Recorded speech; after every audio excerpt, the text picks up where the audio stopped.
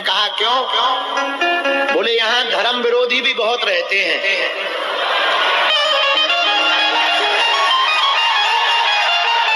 बोले उनकी ठटरी कौन बारेगा? हमने कहा अब हम आ गए, अब हम ठटरी बारते रहेंगे।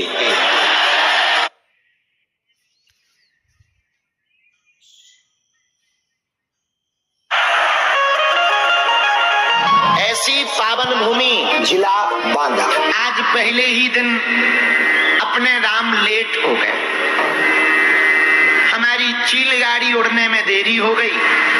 हनुमान जी की अनुकंपा हुई। यहाँ के सिद्ध बलि श्री हनुमान जी का क्या कहना? श्री सिद्ध बलि हनुमान जी मनोकामना पूर्ण करते हैं। ऐसे हनुमान जी की पावन नगरी है। आप लोग बड़े मनोभाव से सुनना, बहुत ध्यान पूर्वक सुनना।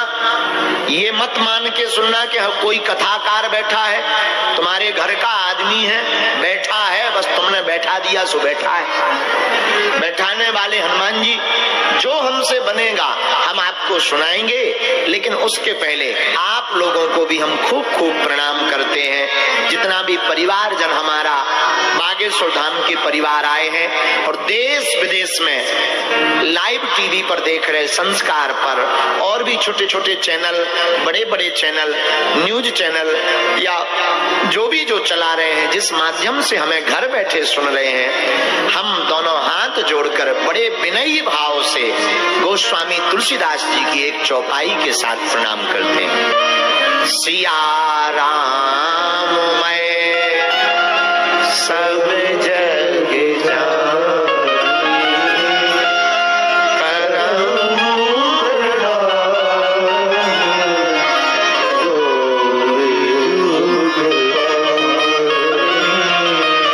श्री राम जय राम, जय जय राम,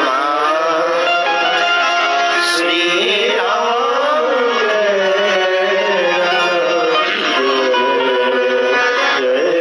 साधु जी, हम लोग हनुमान कथा कहने बैठे हैं, सुनने भी बैठे हैं। पहले तो हमारा कोई विचार नहीं था। आप लोगों को लगेगा महाराज जी मुंह देखी कह रहे। हम जब यहाँ आए तो बार बार 2-3 बार हमने इस बैनर को पढ़ा,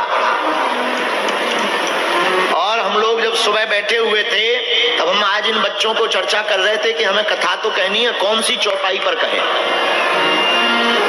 कुछ कुछ चौपाइयों पे कथा बहुत जगह हनुमान जी ने कहलवा दी है, लेकिन बिना यहाँ का देखे। अब तुम कहोगे गुरुजी तुम्हारे पास तो शक्ति है, सिद्धि है, सो तुमने पढ़ लिया होगा। पर सच बताएं, हमने किसी भी सिद्धि का प्रयोग भी नहीं किया कि हमने अपने वाईफाई उठाया हो, इसको भी नहीं उठाया। हमने तो पेन कागज लिया, इनके सामने की बात है, और हमने उठा करके सुबह कहा कि आज जो है सब सुख लहे तुम्हारी सरना, तुम रक्षक काहू को डरना। इस चौपाई पर करेंगे।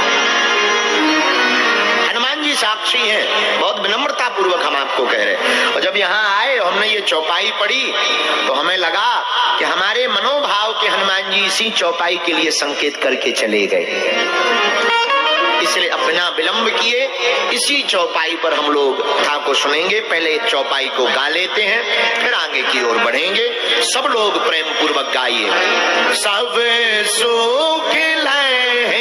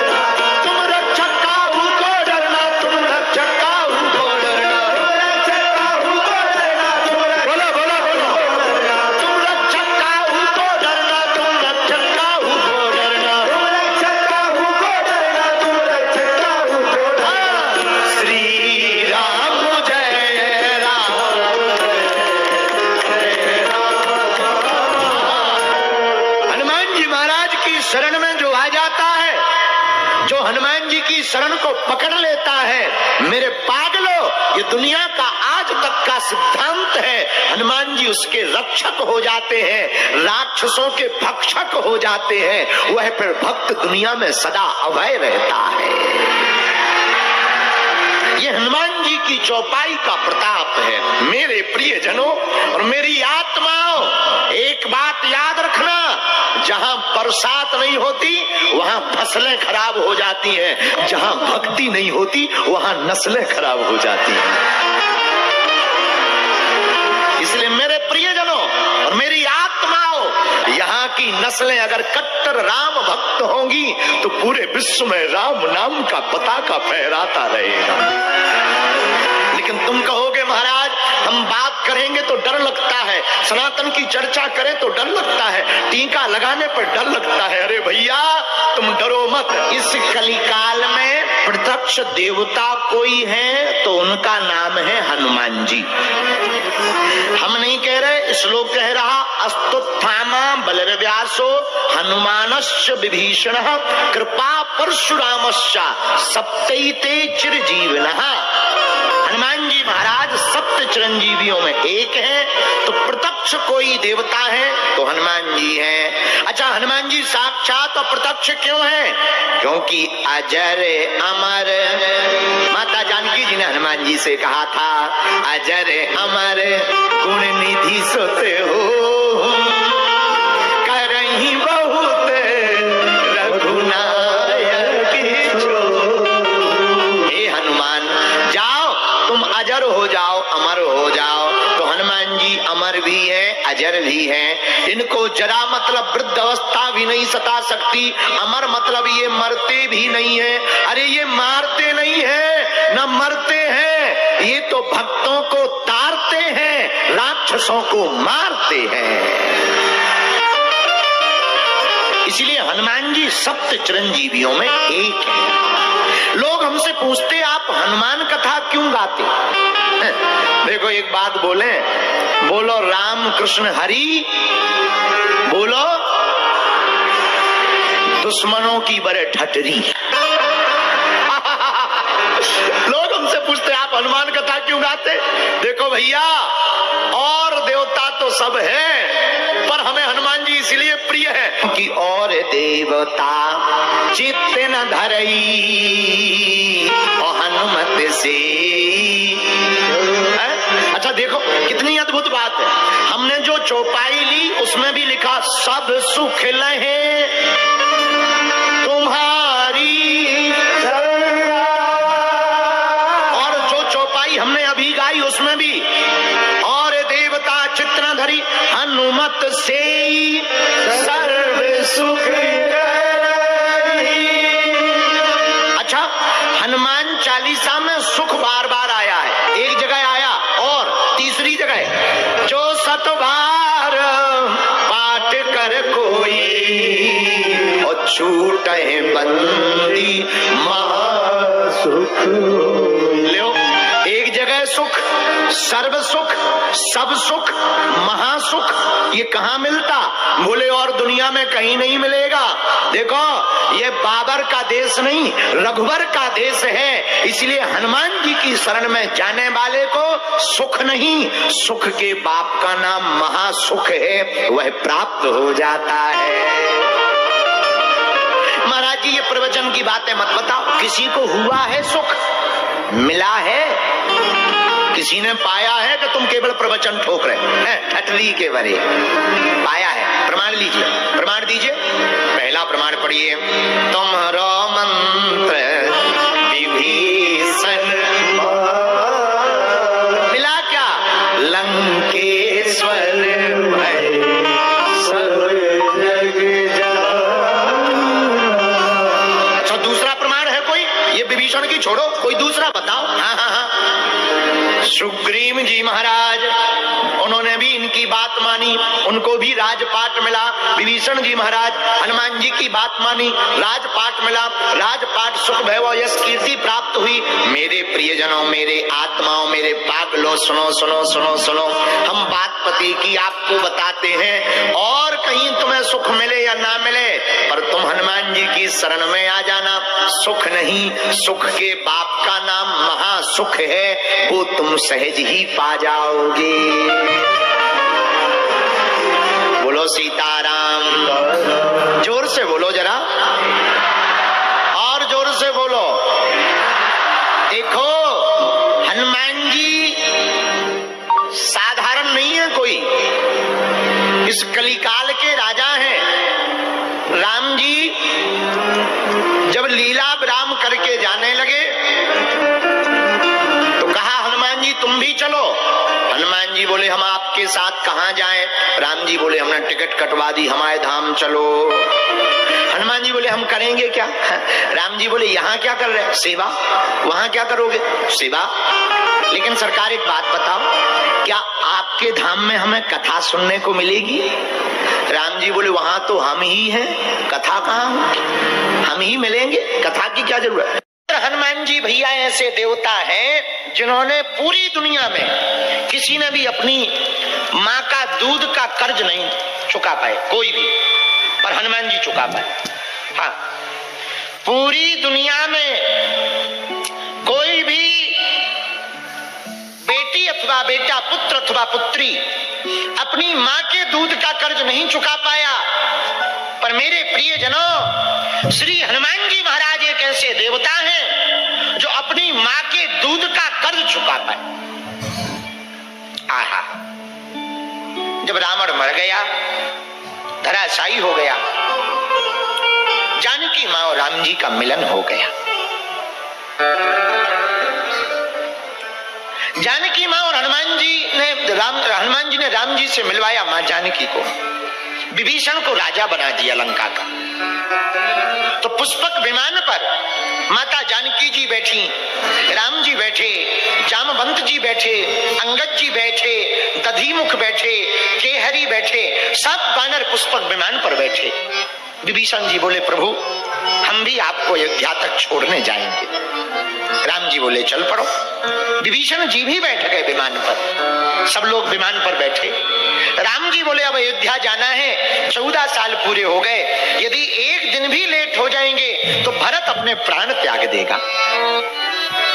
जैसी विमान पर बैठने लगे तो हनुमान जी ने राम जी के चरण पकड़ लिए। बोले प्रभु यदि आपकी आज्ञा हो तो हम बहुत दिन से अपनी माँ से नहीं मिले, माँ से मिले आए।